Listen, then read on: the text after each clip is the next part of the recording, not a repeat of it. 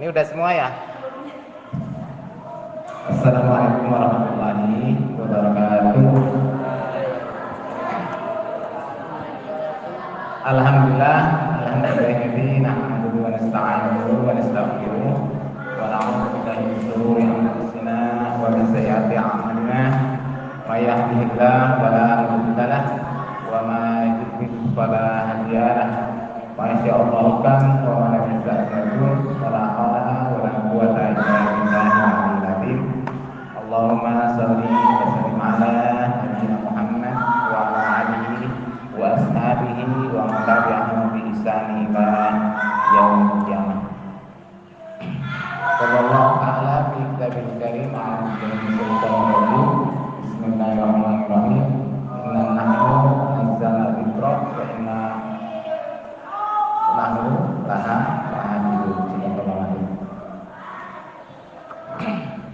Para santriwan dan santriwati yang dimulakan Allah Subhanahu wa taala, alhamdulillah pada kesempatan sore hari ini kita bersama-sama duduk bersikupu dalam majlis Allah yang mulia ini dalam rangka kita ta'aruf ini, dalam rangka kita belajar. Dan alhamdulillah pada kesempatan sore hari ini saya dapat berada di depan para santri semuanya untuk menyampaikan materi tentang ilmu Al-Quran dan tafsir atau Al-Quran dan tafsir. Perlu diketahui oleh para santri semua, ini adalah merupakan praktek kerja ya, bukan KKN tetapi PPR, pengalaman kerja, pengalaman apa? Pengalaman lapangan ya, artinya untuk di perguruan tinggi itu dibutuhkan sebelum selesai untuk pembuatan skripsi harus PPL dulu kan gitu.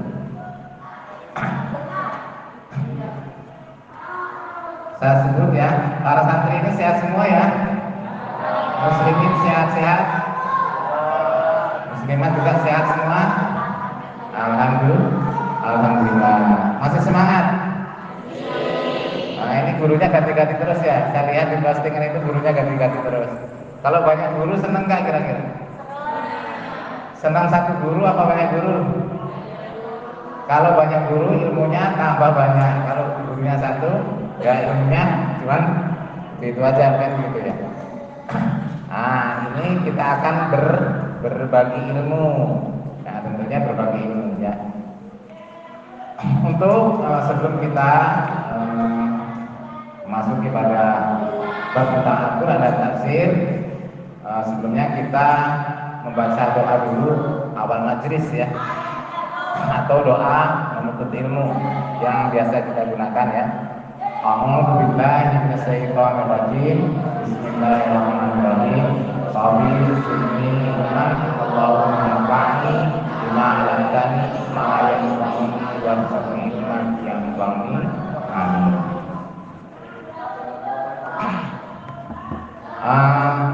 Saya mau nanya nih ke santriwan dan santriwati. Ini kan tahfidz ya, tahfidz apa reguler ini semua? Tahfidz semua ya. Ya, udah berapa juz? Yang paling banyak juz yang udah dihafal muslimin mana? Angkat tangan. Angkat tangannya gini. Yang paling banyak hafalannya. Ayo muslimin. Yang paling banyak. Yang hafal 7 juz mana muslimin? Belum ada. 5 juz? 4 juz? 3 juz? Lo kok diem semua? Udah banyak juz ya? Kalau muslimat nih yang sudah paling banyak hafalannya dapat berapa juz? Muslimat berapa? 20 juz. Alhamdulillahirrahmanirrahim. Berarti sebagai penjaga Al-Quran ini teruskan ya sampai dapat 30 juz. Nah, nanti kalau udah dapat 30 juz hafal, kemudian bisa menjaga itu, insya Allah segala urusannya dalam kehidupan di dunia dan akhiratnya nanti akan dipermudahkan oleh Allah Subhanahu wa Ta'ala. Membaca Al-Quran, menghafalkan Al-Quran itu mudah apa susah para santri? Susah apa susah? Susah apa mudah? Ya, menghafal Al-Quran itu sebenarnya mudah ya. Kalau kita punya kemauan. Apalagi para santriwan-santriwati ini belum banyak mikir ke yang lain-lainnya, belum mikir untuk mencari nafkah dan seterusnya, kan belum, kan masih semuanya dinafkahi oleh orang tuanya ya, semuanya masih ditanggung beban urusannya oleh orang tuanya. Jadi pergunakan waktu dengan sebaik-baiknya untuk untuk berzikir mengingat Allah dengan menghafal Al-Quran. Kalau sudah tua-tua seperti Naim, seperti saya ini sudah susah menghafalnya. Paling ya hafal 1-2, kalau nggak diulang-ulang nanti hilang. Jadi para santriwan dan santriwati ini masih muda-muda, masih dalam pikirannya itu belum campur baur dengan hal-hal yang urusan dunia, masih bening ya kayak gitu. Jadi mudah untuk menghafal ayat-ayat Al-Quran.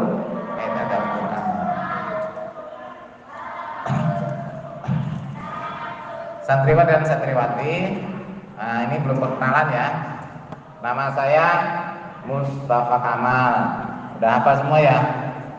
Mustafa Kamal. Kalau nama samaran ada juga tuh. Ada yang Alek Ajah 88. Kalau ada yang YouTube, ada yang buka TikTok, buka Facebook. Nah itu. Jadi namanya kalau di Facebook dia Alex 88. Kalau nama di sini Mustafa Kamal ya. Saya itu dipanggil, kalau sering ke Jakarta itu manggil saya Alek. Di daerah Pringsewu sana orang manggil saya Alek. Kecuali yang udah kenal nama saya ya namanya saya. Kalau di lingkungan sini ya manggilnya semua Mustafa ya, Mustafa. Untuk selanjutnya, tadi kan saya sudah tanya tentang berapa yang dihafal Al-Quran ya, berapa juz. Kemudian saya tanya kira-kira para santriwan dan santriwati itu tahu nggak kira-kira apa sih sebenarnya Quran itu menurut bahasa? Coba yang bisa jawab Al-Quran secara bahasa apa? Coba yang muslimin, coba terangkan mana Al-Quran menurut bahasa apa? Yo, yang bisa acungkan jari kemudian jawab. Muslimat. Al-Quran itu secara bahasa apa? Al-Quran secara bahasa apa? Bacaan. Jadi Al-Quran secara bahasa adalah bacaan daripada qiraah. Qara'a yaqra'u Qur'ana. Jadi Quran atau bacaan. Kemudian Al-Quran menurut istilah syar'i apa? Ayo muslimat tadi udah ya. Menurut istilah atau menurut syar'i, Quran itu apa muslimin? Pokoknya bisa aja, nggak ditunjuk. Ayo muslimat.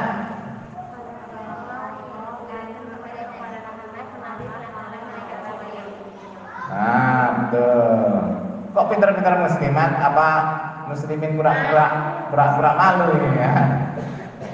Muslimin pura-pura malu, padahal bisa semua, cuman ngalah biar perempuan, biar muslimat yang menang. Jadi ini muslimin yang mengerti, ya kan gitu. Jadi kalau muslimin yang mengerti itu ngalah, biar muslimat aja yang jawab gitu. Artinya kasih kesempatan muslimat untuk menjawab. Jadi Al-Quran menurut bahasa itu adalah bacaan. Kemudian Al-Quran menurut istilah itu firman Allah atau kalam Allah yang diturunkan melalui malaikat Jibril kepada Nabi Muhammad SAW. Kemudian Nabi Muhammad SAW menyampaikan kepada umat, kepada manusia. Manusia yang mau menerima Al-Quran, menemani Al-Quran disebut orang-orang yang beriman. Dan yang tidak mau mengingkari Al-Quran, tidak mau menerima Al-Quran, disebut sebagai orang-orang yang kufar atau kafir.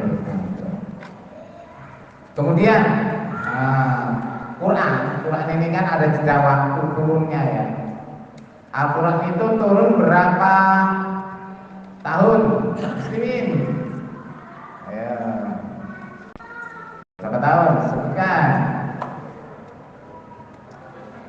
Alah, muslimin diem saja loh. Kita jadi gak enak nih kalau muslimin diem terus. Ayo. Muslimat, berapa tahun Al-Quran diturunkan? Berapa?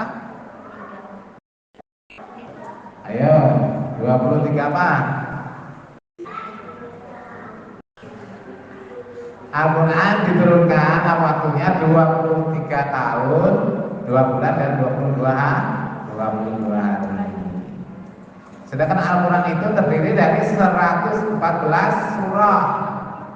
Kemudian ada 30 juz. Kemudian ada 6.666 ayat. Cuman kebanyakan ulama mengatakan 6.236 ayat. Nah, itu ada perbedaan pendapat di kalangan para ulama. Kenapa Al-Quran 30 juz? Ayo, kok enggak cuman dirangkum aja semuanya jadi 1 juz? Kenapa? Kalau Al-Quran menjadi 30 juz ini agar mudah dipahami, agar mudah dibaca oleh para santri semua atau orang-orang yang beriman. Kalau kita membaca Al-Quran sehari 30 juz, sehari 1 juz, berarti selama 1 bulan kita bisa menghafalkan Al-Quran jadilah 30 juz agar dipermudah kan gitu. Nah, kemudian Al-Quran ini turunnya secara berangsur-angsur, ya, enggak sekaligus diturunkan dari langit langsung debluk ke bumi, ya gitu enggak. Jadi kenapa Al-Quran itu diturunkan berangsur-angsur? Karena apa yuk?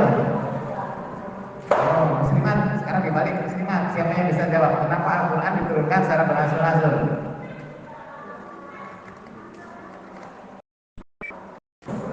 Muslimin, kenapa Al-Quran kok diturunkan berangsur-angsur, enggak sekaligus? Ya, coba ini dicatat ya. Al-Quran diturunkan secara berangsur-angsur agar supaya mudah dipahami. Satu. Yang kedua, sebagai jawaban atas pertanyaan atau masalah-masalah yang dihadapi pada waktu Al-Quran itu diturunkan. Jadi ada permasalahan ini turun ayat, ada permasalahan ini turun ayat. Turun ayatnya melalui siapa? Melalui malaikat Jibril kepada Nabi Muhammad SAW. Kemudian Nabi Muhammad SAW menjawabnya kepada umat. Maka Al-Quran itu kalam Allah, mutlak kalam Allah, bukan kalam malaikat, bukan kalam Nabi. Kalau ada orang yang mengatakan, oh Quran itu hanya kalam Nabi, salah. Orang-orang kafir Quraisy kan begitu. Al-Quran itu syair bikinan Nabi Muhammad SAW. Karena ketika itu bangsa Arab lagi gencar-gencarnya unggul-unggulan syair, sastra bahasanya indah-indah. Wah ini bagus ini, berarti ini syairnya Muhammad, padahal bukan.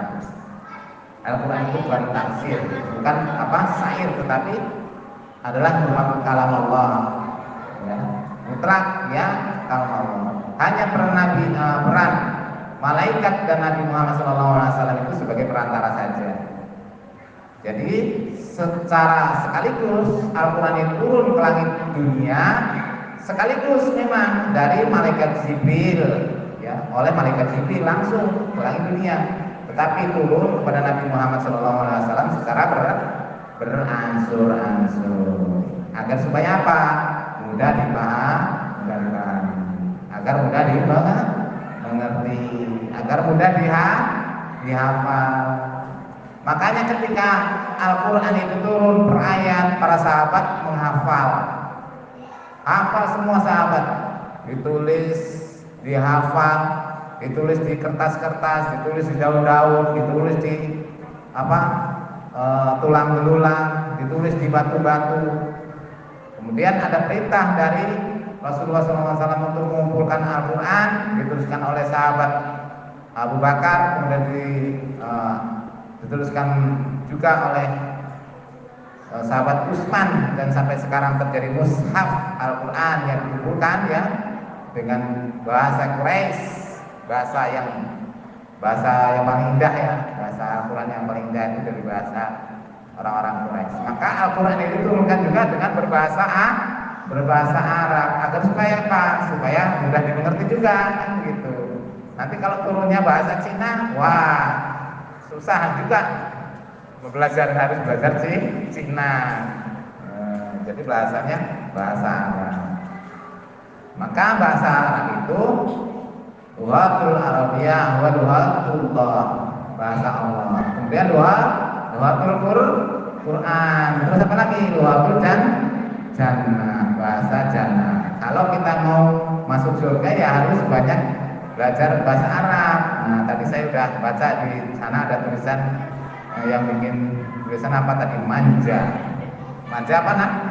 Manja apa artinya? Mangga. Jadi kita harus bermanja dengan bahasa Arab. Artinya bukan manja mangga ya. Harus mau dengan bahasa Arab. Kita harus belajar bahasa Arab karena bahasa Arab itu ada kaitannya dengan Al-Quran. Jadi belajar tahqiqnya, oke, belajar bahasa Arabnya, oke, belajar tafsir Al-Qurannya pun oke. Al-Quran dan tafsirnya ya. Sudah tadi sampai tentang bagaimana turunnya. Kemudian selama 23 tahun 22 bulan dan 22 hari itu Al-Quran itu dibagi menjadi dua, turun di Mekah dan turun di Madinah. Turun di Mekah dan di Madinah. Ada ayat-ayat yang turun di Mekah dinamakan Makkiyah, ayat-ayat Makkiyah. Yang turun di Madinah dinamakan surah Madaniyah. Nah, ini perhatikan ya, nanti saya tanya ini masalahnya. Nah, perhatikan. Surah-surah yang turun di Mekah dinamakan Makkiyah, surah-surah yang turun di Madinah dinamakan Madaniyah. Ada selang waktu juga turunnya. Ayat-ayat yang turun di Mekah itu waktunya 13 tahun. Nah, catat, waktu turunnya di Mekah itu 13 tahun. Dan di Madinah itu berapa tahun? 10 tahun. 10 tambah 13 berapa? 23. Nanti koma-komanya ini penyempurnaan ya. Karena koma-komanya di sana ada istilah juga di kalangan ulama. Komanya itu 22 tahun 2 bulan dan 23 tahun 2 bulan dan 22 hari. Sama dengan jumlah ayatnya tadi ada perbedaan pendapat di kalangan ulama. Ada yang mengatakan 6.666 ayat dan ada yang mengatakan 6.326 ayat insyaallah ya. Itu kebanyakan ulama. Ada yang mengatakan 6.326. Ya. Kemudian ada perbedaan ayat-ayat ini diturunkan.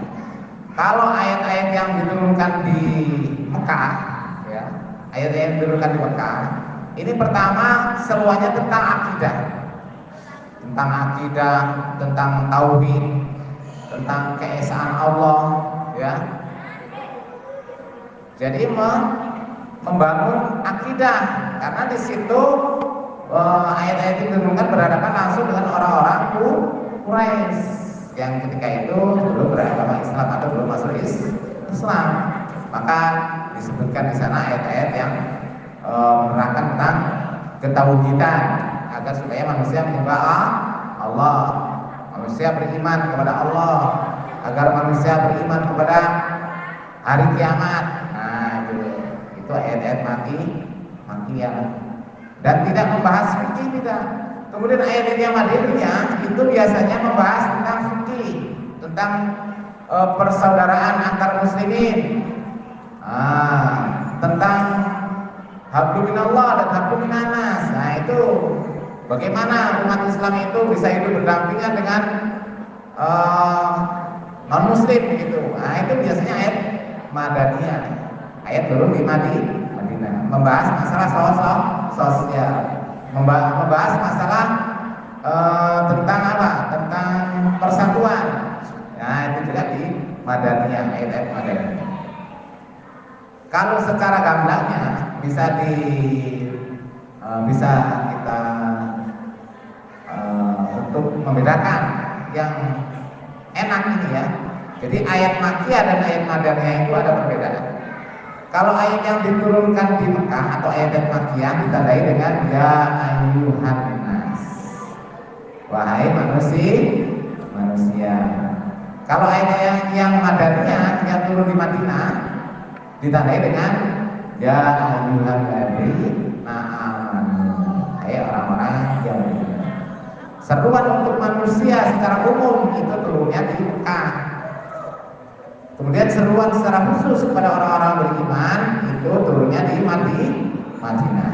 Nah, itu ya kedua. Kemudian ada lagi perbedaannya. Ayat-ayat yang turun di Mekah atau Makkiyah ini biasanya pendek-pendek suratnya, pendek. Tetapi yang turun di Madinah atau Madaniyah itu panjang, suratnya panjang. Tetapi tidak mesti dalam satu surah atau dalam satu surah itu diturunkan semuanya di Mekah atau di Madinah. Terkadang ada satu surah tapi satu ayat di antara surah itu turun di Mekah. Nah, turun di Madinah. Nanti itu bisa dipelajari lebih lanjut ya. Ini hanya garis besarnya saja. Kemudian apa lagi? Dalam Al-Quran itu ada istilah nasih dan mansuh. Tahu nggak nasih dan mansuh? Ayo, tahu nggak? Nasih, mansuh. Apa muslimin? Tahu nggak nasih? Apa itu nasih? Apa itu mansuh? Nah, ini sekedar pembelajaran ya. Nanti apa? Kalau sudah ketika antum kuliah, nanti lebih dimatangkan lagi ya. Nanti makanya setelah lulus aliyah ya, kalau aliyah di sini ya. Nah, lulus mondok, lulus aliyah, nanti pada lanjutin kuliahnya biar dapat ilmu Al-Quran dan tafsir, kuliahnya di Setisa ABN. Iya, bukan promosi. Saya kalau bukan sekolah di Setisa ABN, saya nggak kuliah, males. Buat apa? Karena saya udah tua. Saya nggak ngejar tentang kedudukan, saya nggak ngejar titel dan sebagainya. Hanya ingin mempelajari Al-Quran. Dulu saya pernah belajar tentang nasih, mansuh dan sebagainya, tapi lebih matang lagi setelah di Setisa ABN. Nah, nanti kalau para santri ini kuliah sampai ke Setisa ABN, Sekolah Tinggi Ilmu Surfa Abdullah bin Mas'ud, nanti akan tahu apa itu nasih, apa itu mansuh, apa ini tentang tafsir Al-Quran. Banyak sekali ya. Banyak sekali tentang ilmu Al-Quran. Karena memang ilmu Al-Quran itu ada tingkatannya, ada tingkatan dari SD, SMP, ya, kemudian tingkatan sampai ke perguruan tinggi. Itu berkesinambungan, cara belajarnya itu usul ya. Artinya melengkapi begitu. Nasih, mansuh. Nah, ada ayat nasih, mansuh. Nasih itu adalah yang menghapus. Ayat nasih, ayat yang menghapus. Mansuh artinya ayat yang dihapus.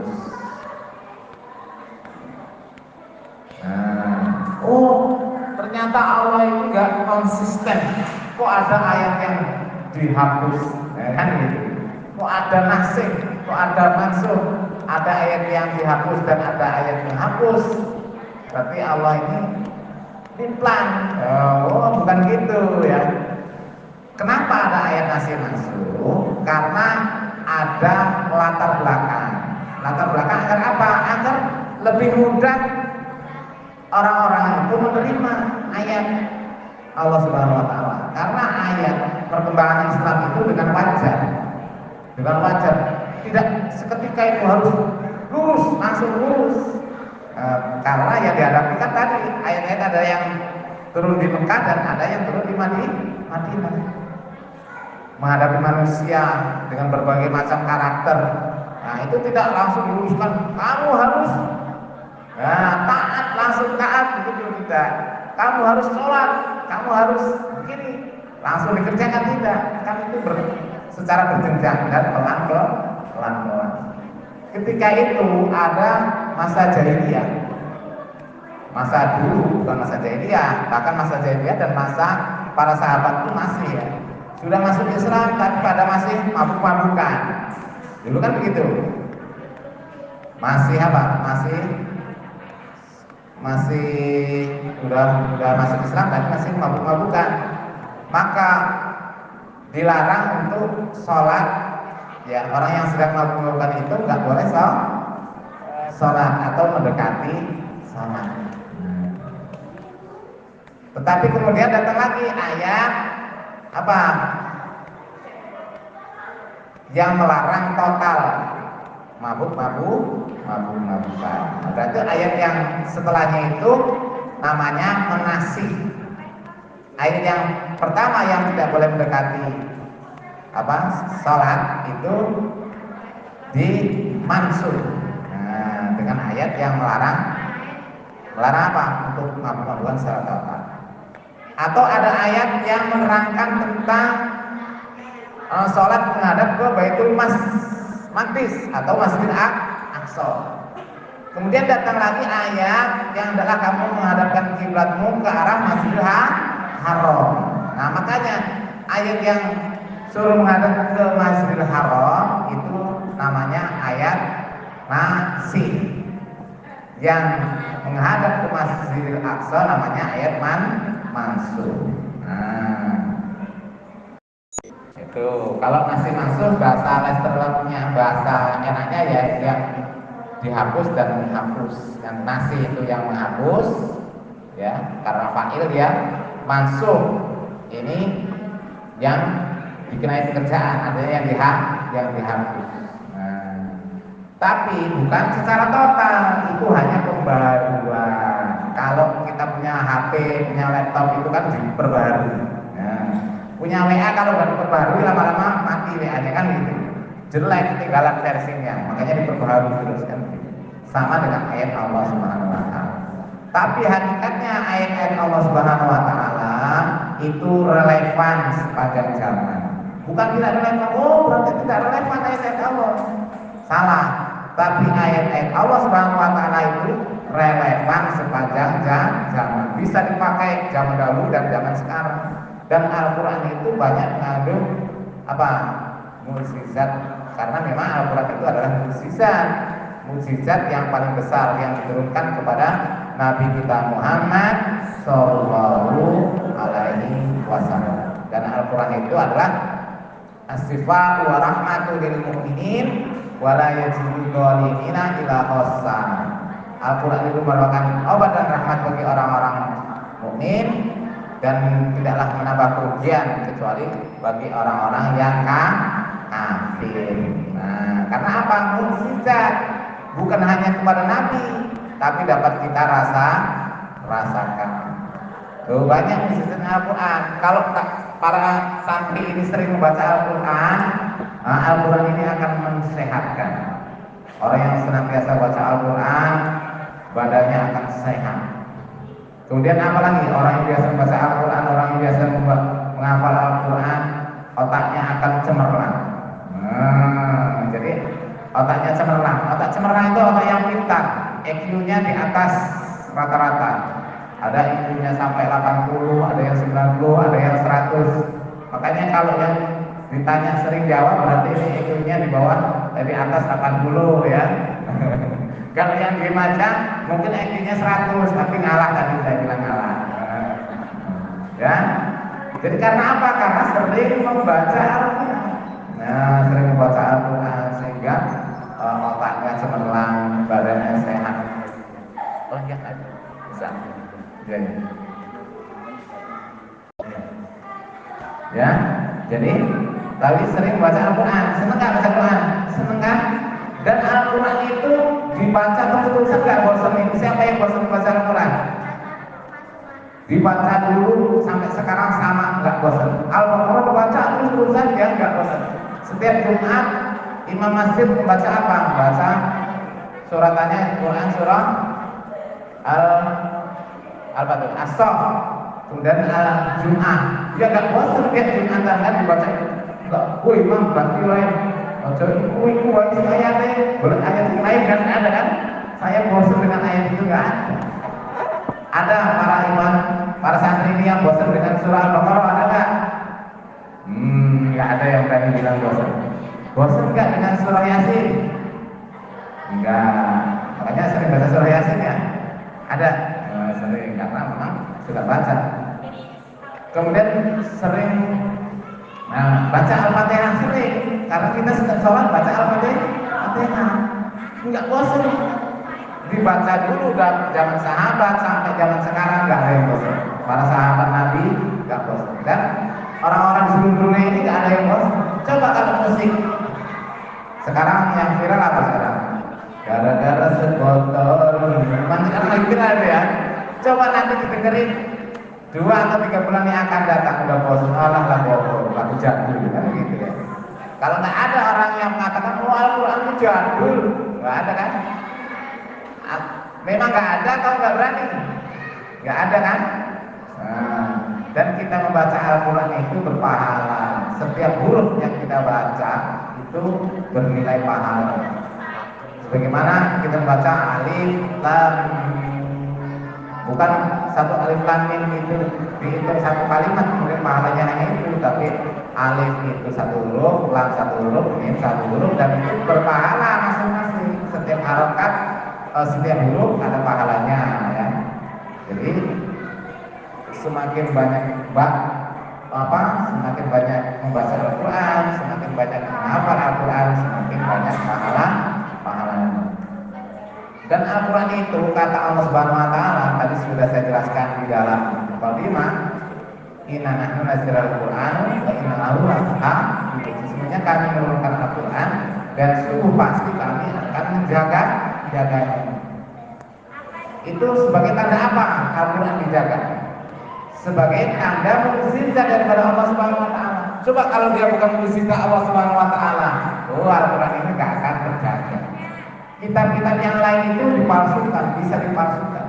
Tetapi Al-Quranul Karim atau Al-Quranul Nazim tidak bisa dipalsukan. Ya, tidak bisa dipalsukan. Ada orang yang berusaha untuk memasukkan, tidak bisa. Tetap ketahuan. Tetap ketahuan sama siapa? Amat peneliti Al-Quran, amat penghafal Al-Quran. Peneliti, penghafal. Oh saya hafalannya begini, kok itu surahnya begitu lah, salah. Kok itu ayatnya begitu. Walaupun hanya dikasih 1 huruf, 2 huruf, atau 1 kalimat, 2 kalimat akan ketahuan. Maka ada ya sering ada berita-berita viral pemalsuan ayat Al-Quran. Tahu. Makanya Allah Subhanahu Wa Taala menantang kepada orang-orang kafir. Itu pun sebagai mukjizat, bahwa mukjizat Al-Quran. Al-Quran itu tidak bisa dipalsukan, adalah mukjizat. Bahkan Allah Subhanahu Wa Taala menantang kepada orang-orang kafir untuk membuat 1 surah. 1 surah saja nggak bisa. Kalau nggak 10 surah tidak bisa. Atau semua manusia dan jin berkumpul untuk memasukkan Al-Quran. Cuman sama jawabannya tidak sama. Ini ditantang oleh Allah Subhanahu Wa Taala, semua jin dan semua manusia kumpul, yang dari masa dahulu sampai yang akan datang kumpul semua membuat Al-Quran sama seperti Al-Quran, tidak akan bisa. Berarti Al-Quran tidak bisa dipalsu, tidak bisa dipalsu. Dan Al-Quran itu mudah dihafal. mudah dihafal. Kalau orang yang mengatakan Quran susah hafal, ya, susah hafal, susah dihafal, itu salah. Al-Quran itu mudah dihafal. Coba kalau menghafal kitab lain, belum ada ya sejarahnya orang yang menghafal kitab Injil dan Taurat dan sebagainya, belum ada sejarahnya. Tapi penghafal Al-Quran itu saking banyaknya. Bahkan di Palestina sana, di Palestina yang sekarang ada lagi dalam suasana yang sangat memprihatinkan sekali, berjajah, yang para muslimin dan muslimatnya, yang kecil-kecil, yang besar semuanya banyak yang terbunuh, ya, yang syahid dengan Allah Subhanahu Wa Taala. Bangunan-bangunan dibombardir, dihancurkan, prasarana dan prasarana, infrastruktur dan suprastruktur, kemudian makanan dan air semuanya serba kekurangan dan memang tidak ada. Yang berita sangat berita. Itu mereka masih sempat menghafal Al-Quran dan terakhirlah para hafiz dan hafizah, para penghafal Al-Quran. Nah, ini bukti mukjizat daripada Allah Subhanahu Wa Taala bahwa Al-Quran itu mudah dihafal, itu mukjizat juga. Kemudian sifat mukjizat yang lain, Al-Quran itu tadi indah bacaannya, enak, ya, kalimatnya enak, kemudian mudah dipahami. Nah, ini. Maka setelah nanti para santri ini menghafal Al-Quran dan juga memahami isi kandungan Al-Qurannya, bukan hanya dihafal tapi dipahami. Makanya ada para santri ini gemar menghafal, juga gemar taklim, gemar mengikuti penghayatan tentang Al-Quran atau tadabbur Al-Quran. Tadabburnya 1-2 ayat, gak usah sekaligus. Saya mau mempelajari Al-Quran biar sehari selesai, saya tadabburi semua dari Quran surah Al-Ikhlas sampai Anas. Nggak akan sanggup, karena Al-Quran itu ya sama seperti dahulu itu diturunkannya secara beransur-ansur. Maka cara memahami, cara mentadabburi, mempelajari tafsirnya juga secara beransur-ansur. Nah, ada para ulama yang menafsirkan ayat-ayat Al-Quran, ada Hafiz Ibnu Katsir, ya, kemudian ada Al-Qurtubi, kemudian ada At-Tabari, Imam At-Tabari, Imam As-Sayyuti, kemudian ada imam-imam yang lain. Nah, itu mempermudah kita untuk untuk memahami kandungan isi Al-Quran. Karena kandungan isi Al-Quran itu tidak hanya bisa kita artikan sendiri, harus memerlukan ilmu, dan ilmu itu dari para ulama. Maka terakhirnya ulama-ulama menafsir Al-Quran atau tafsir Ibnu Katsir itu yang termasuk kategori bagus, ya, karena satu ayat itu didasarkan dengan ayat yang lain, dirangkaikan dengan ayat lain, kemudian dirangkaikan dengan hadis yang sahih diterangkan sahih, hadis yang dhaif diterangkan sahih, kemudian diterangkan sanad dan matanya, ya. Sanad itu yang membawakan hadis, misalkan dari an sampai kepada sahabat Nabi Muhammad, sampai kepada qila Rasulullah, sampai kepada qala Rasulullah SAW, kemudian sampai kepada matan hadis itu isi hadis, sampai kepada rawi hadis, yang meriwayatkan hadis. Riwayat yang sahih biasanya Bukhari, Muslim, itu yang terkenal sayanya, atau Sahihain. Dan itu pun masih ada penyaringan. Bukan setiap hadis yang diriwayatkan oleh Bukhari, Muslim itu sahih semua, tetapi masih ada juga yang predikatnya hasan atau dhaif. Hanya dirangkaikan di sana ada Sahih Bukhari dan Sahih Muslim. Itu udah rangkaian atau kumpulan daripada hadis-hadis Sahih Bukhari dan Sahih Muslim.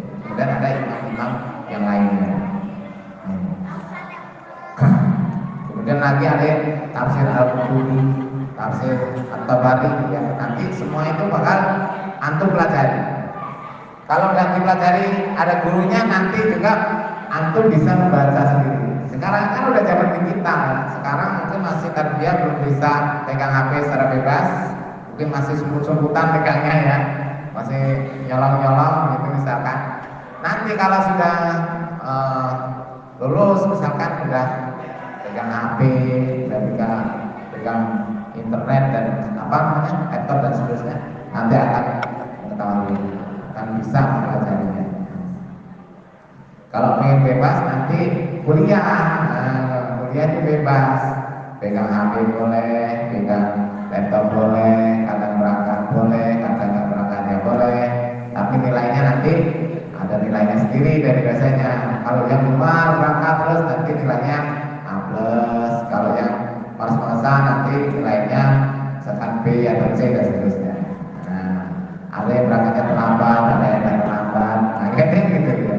Tapi semuanya harus kembali kepada kita. Kalau kita rajin, tentunya rajin bakal pandai. Kalau kita rajin berangkat, rajin belajar dan seterusnya, rajin menghafal, ya pasti akan hafal Al-Quran.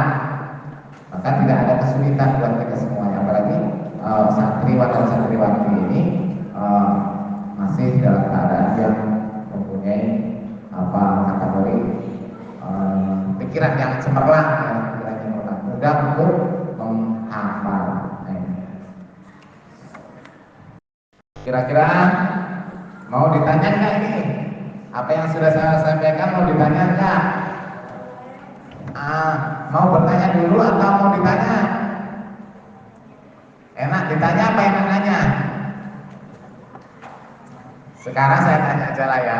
Nanti kalau sampai nanya saya nggak bisa jawab, saya malu. Sekarang saya nanya aja.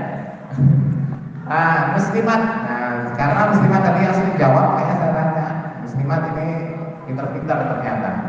Hafalannya lebih banyak. Karena dengan banyak menghafal Al-Quran ya, itu kelihatan lebih cemerlang. Coba muslimat tadi kan saya membaca apa manfaat daripada Al-Quran itu diturunkan setelah beransur-ansur. Ya silakan dijawab yang bisa. Yang keras biasanya. Satu gini, enggak. Ya silakan. Gimana? Agar mudah dimengerti. Tuh. Ya, yang lainnya jawaban yang beda. Ayo silakan. Ayo. Atau agar mudah dimengerti. Kedua. Ya, betul. Sebagai jawaban dari permasalahan-permasalahan yang dihadapi oleh manusia ketika itu atau mulai ketika itu, dan juga orang-orang yang beriman ketika itu ya. Waktu Al-Quran diturunkan. Kemudian yang ketiga, silakan. Agar mudah apa tadi? Agar mudah dihafal. Empat, jatuhnya yang muslimin. Yang keempat apa? Guna Al-Quran ini diturunkan secara beransur-ansur. Yang keempat apa? Tadi mudah, agar mudah dipahami, mudah sebagai jawaban atas pertanyaan atau masalah-masalah orang yang dihadapi ketika Al-Quran diturunkan. Kemudian ketika agar mudah dihafal. Yang keempat agar mudah apa? Agar mudah apa ya?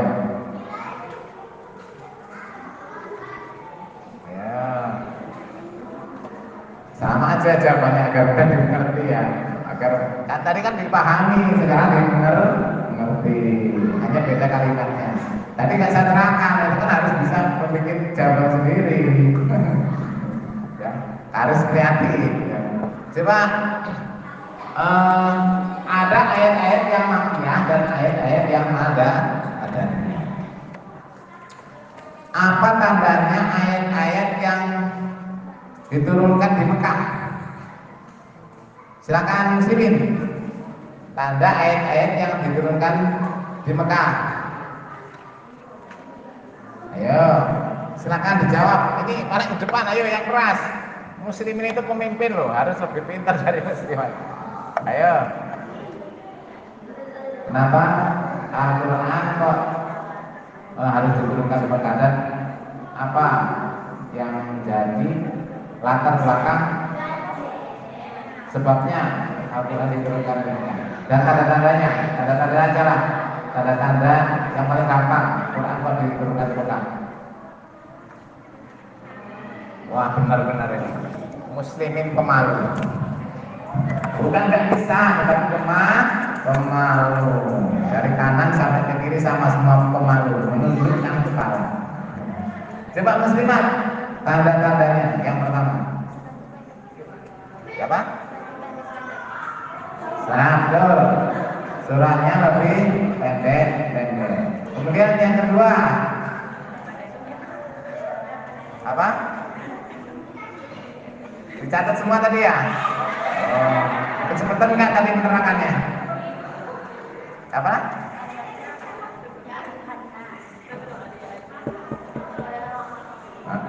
Yang kedua apa?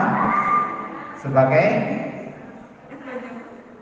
isinya tentang tauhid, ya, tentang ketauhid ketuhanan, atau tentang akidah, dan seterusnya tadi sudah ya, sudah ditulis.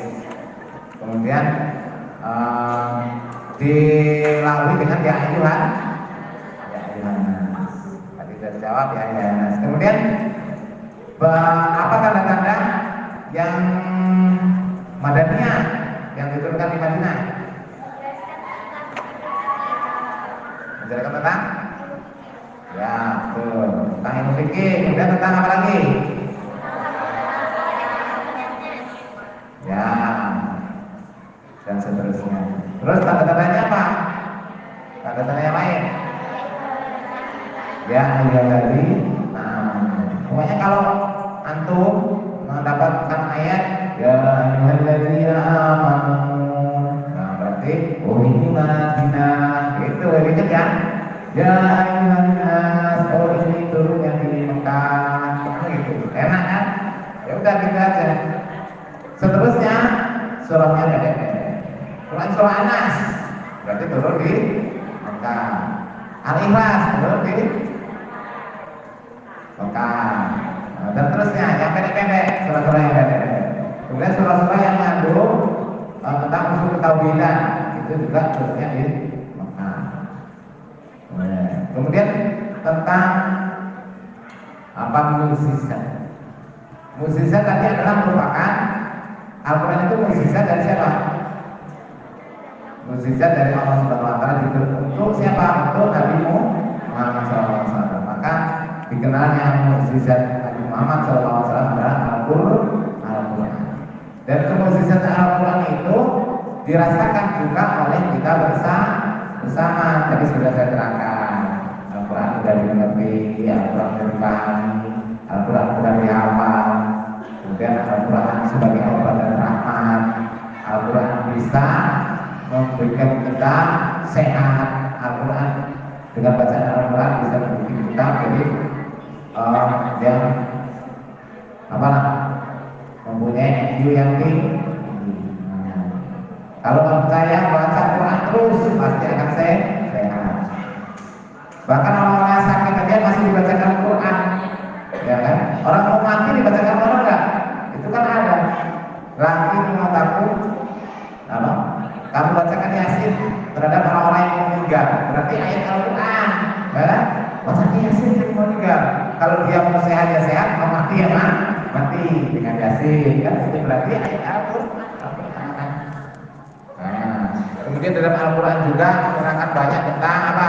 Tentang kesehatan dan sebagainya. Makanya semua ilmu yang ada di dunia ini lahirnya timbulnya dari Al-Quran.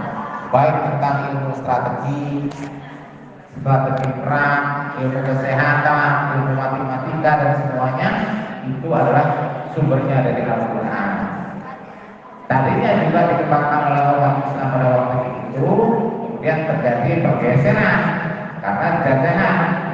Orang Islam dijajah, buku-buku dan kitab-kitabnya semuanya dibawa ke barat, kemudian ada Islam. Pelajaran Islam itu di barat, dan barat yang mengembangkan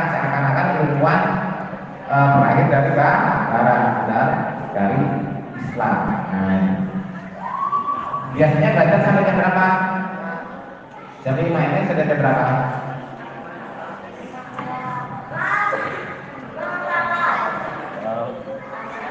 Sebentar lagi ya. Ya, sebentar lagi. Masih sabar nggak kira-kira? Masih ya. Coba untuk tadi kan sudah tentang sejarah ya, sejarah tentang apa? Tentang pengertian Al-Quran, kemudian tentang ayat makkiyah dan madaniyah, kemudian tentang nasi dan masuk, kemudian tentang apa? Tentang mukjizat, ya, tentang mukjizat. Kemudian kita sekarang mentadaburi satu ayat saja tentang kehidupan bersaudara, kehidupan berjamaah.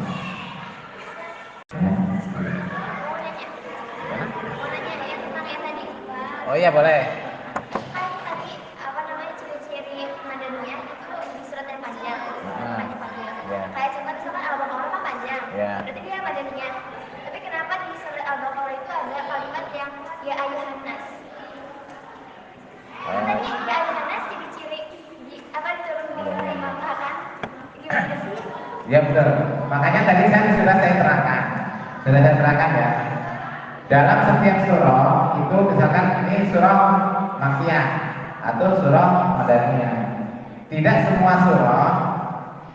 semua ayat dalam surah tersebut turun di Makkah. Tidak semua surah tersebut ayat tersebut dalam surah itu turun di Madinah. Seperti itu tadi sudah saya terangkan. Ada 1-2 ayat yang nyeleneh.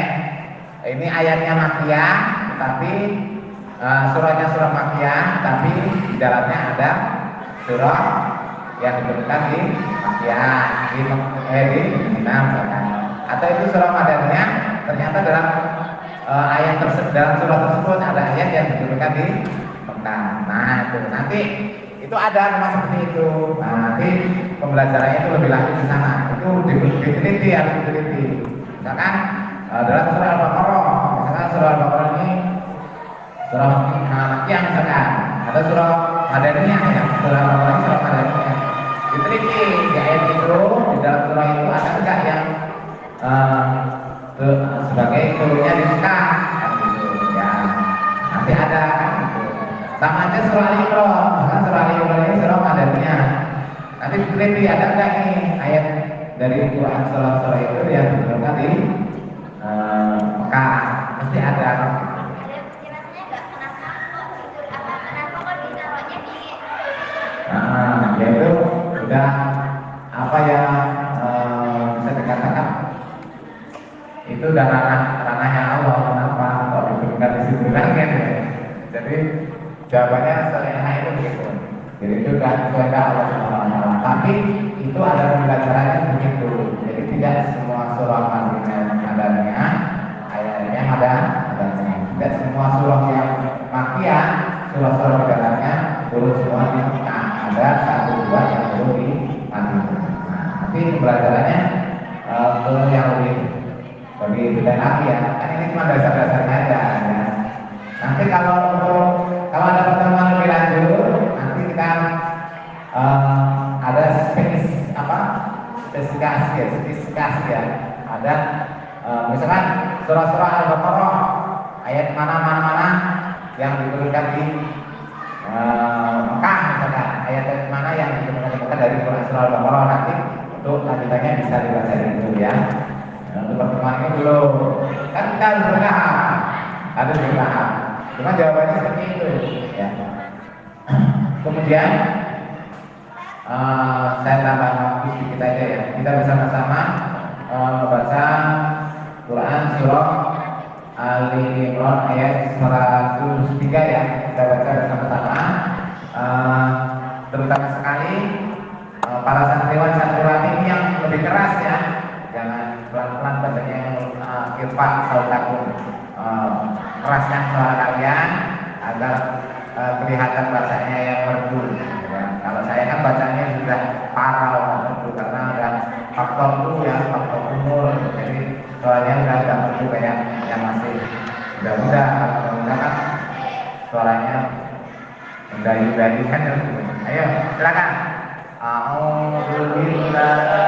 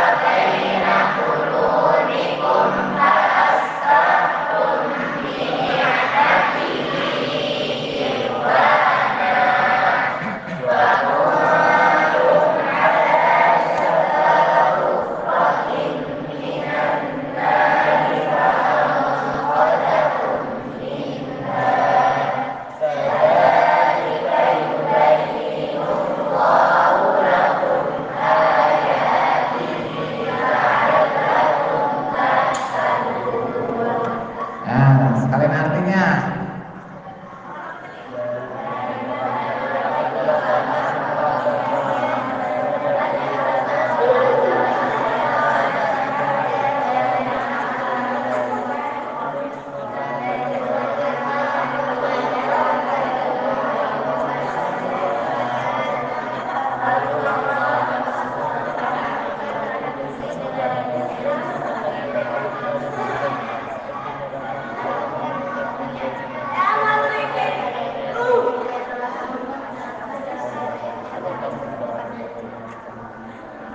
Ya, maha benar Allah dengan segala firman-Nya, lagi maha pemangku. Walaupun saya kadang benar kadang enggak, cuman intinya bisa ya, bisa semua.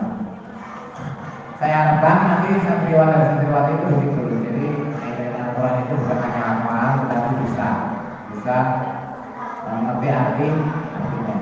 Maka ketika kita mengerti artinya, kalau membaca itu lebih khusyuk. Nanti di sholat baca suratan bisa nangis karena khusyuk dekat dengan Allah, tahu bacaannya, tahu artinya ya, tahu artinya. Terkadang ada imam yang sampai nangis karena apa? Karena dia tahu artinya, mendalami betul. Sama aja kita mengucapkan sesuatu yang nggak tahu artinya, ya sama juga sedih nangis, cuma sedihnya bukan sedih karena apa? Karena sedih nggak tahu artinya. Saya juga sedih kalau ada orang yang berbicara katanya dengan lagu barat. Sedih saya nangis. Cuma karena apa nangisnya? Bukan karena nangis terharu, nangis karena apa terharu, ngerti artinya bukan karena nangis kan, ngerti arti. Makanya diharapkan santriwan dan santriwati ini mengerti artinya agar supaya apa? Agar supaya lebih khusyuk dalam menghafalnya, dan itu lebih terjaga. Itu artinya kalau kita membaca Al-Quran kemudian kita mengetahui artinya, itu lebih terjaga hafalan kita, lebih terjaga. Kalau nggak percaya buktikan saja oleh para santriwan yang ada di sini. Coba perhatikan ayat-ayatnya dan ditelaah artinya agar supaya apa? Agar supaya masuk. Dan itu lebih terjaga karena apa? Karena tahu artinya. Nah, ini contoh yang dibaca bersama-sama tadi adalah contoh satu ayat yang kita sudah hafal ayatnya dan tahu artinya. Dan terlebih lagi nanti tahu isi kandungan atau tafsir. Surah tersebut yaitu ayat Allah Subhanahu wa taala yang memerintahkan kita untuk apa? Untuk apa? Untuk hidup berjamaah. Terus hidup berjamaah ya. Hidup berjamaah itu artinya bersatu atau bersama-sama, bersaudara. Karena memang umat Islam itu kan umat yang bersaudara. Dan agama Islam itu agama rahmat. Agama rahmat itu berwujudnya adalah dengan persaudaraan. Dan persaudaraan itu atau kasih sayang persaudaraan ya. Persaudaraan kasih sayang itu diwujudkan dengan persatuan. Makanya di antara mukjizat Allah Subhanahu wa taala ayat Al-Qur'an itu juga berkaitan. Kemudian turunnya surah dari satu surah ke surah yang lain juga ada kesinambungan. Kenapa kok dari Quran surah Al-Baqarah kok Quran surah ini begitu ya? Nanti itu ada ilmunya, nanti kalau ada pertemuan lain di lain kesempatan, mungkin tidak waktu saya masih DPR, mungkin nanti ada pertemuan di lain waktu di kasus lain, mungkin kasus kali dan sebagainya, nanti akan saya terangkan ya. Mudah-mudahan kita pada kali ini mendapatkan pahala yang berlimpah dari Allah Subhanahu wa taala dan menambah ilmu kebenaran kita bersama, dan mudah-mudahan doakan ya para santri, nanti saya bisa sampai lulus kuliahnya ya, karena udah mulai males-malesan ini, udah di ujung paling ujung aja saya masih males-malesan ya. Males-malesan apa? Mau terus belum malas gitu ya. Itu pun ya para santriwan-santriwati. Nanti juga saya doakan santriwan-santriwati ini bisa meneruskan sekolahnya terus ya sampai ke perguruan tinggi. Itu tidak hanya S1 sampai S2, S3 ya. Amin Allahumma. Untuk akhir kasus kita, karena kita tutup kasus ini dengan doa hari majlis. Subhanallah wa bihamdika asyhadu an la ilaha illa anta astaghfiruka wa atubu ilaik. Ya. Assalamualaikum warahmatullahi wabarakatuh. Pak Iwan jangan buka dulu, saya minta foto ya. Buat saksi nih. Gini maksudnya, selfie bareng.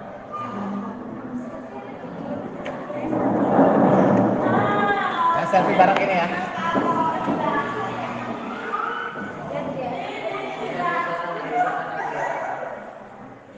Dah, cukup lah. Oh nanti saya ambil begini.